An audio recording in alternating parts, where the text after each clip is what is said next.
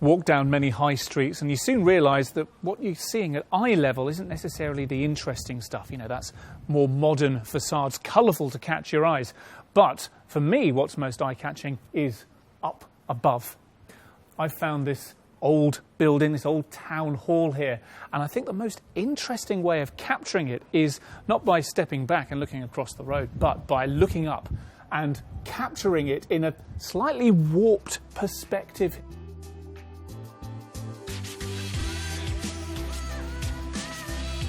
These columns, rather, take on, become almost half of the image when you look up like this. And it's a much more interesting perspective, I think. So, what I'm going to do is think about it as, am I going to go straight? Am I going to try and get this all square on and perfectly symmetrical? Or am I going to go for a deliberately quirky line? And I think with a shot like this, you need to make a choice, one or the other. I'm going to go with the first one. I'm going to make this all nice and straight, I think. And to help me make it nice and straight, I've put the grid lines on my phone, and this phone also has a digital spirit level just to help me make doubly sure that it's as level as it can be. So, point up and to see what we've got. Now, I've positioned myself dead on, also close enough such that I'm able to capture this sign, a bit of the history of the building in the foreground, but also make sure I'm not chopping off the roof. So, let's just see what that gets me.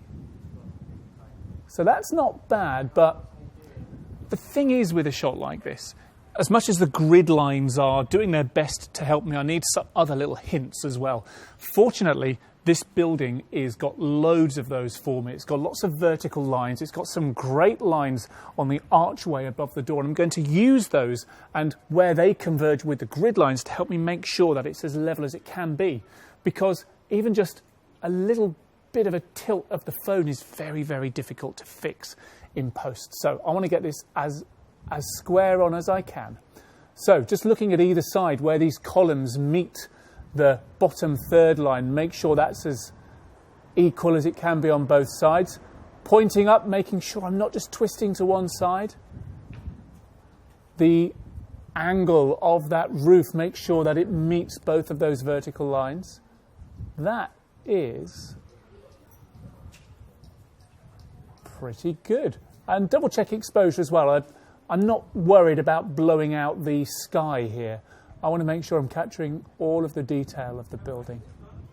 There we go. It's important to make sure you get this right in camera because it's very, very difficult to fix in the editor. So before I move on and take a picture of something else, I'm just going to double check and see what we've got. This shot didn't work for me. I think I must have taken my eye off the screen, or perhaps as I went to press the shutter button, I just nudged my hand position so the shot isn't right. I've chopped the top of the roof off.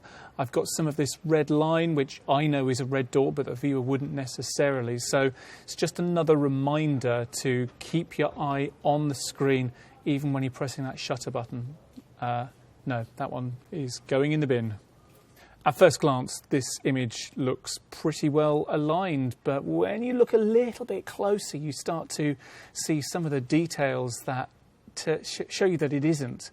So just have a look at the way that these columns fall. There's, far more space on this side. Look at the negative space, that black triangle just there, compared to this side. And the door just seems to be ever so slightly off to one side, kind of pointing up a little bit to the left. And you can see it up here as well with a distance from the roof to the top of the frame. So, look, if I was just walking past this building and I grabbed this shot, then I could excuse myself. But no, I spent some time trying to get it straight. So I think I've got a shot that is perhaps just a little bit better aligned than this. For me, this is the best aligned shot that I have. Some of the differences are very, very subtle, but I kind of look at the size of the triangles that are created on either side of the column. I look at where the bottom of the column is. I look at the gaps on either side at the top. Sometimes you have to look at your image in the abstract and look at the shapes rather than the fact that it's a building to work out how straight it is. In any case, I'm really happy with this from an aesthetic, from a kind of alignment point of view. and also the fact that it's a really interesting way of capturing this historic building.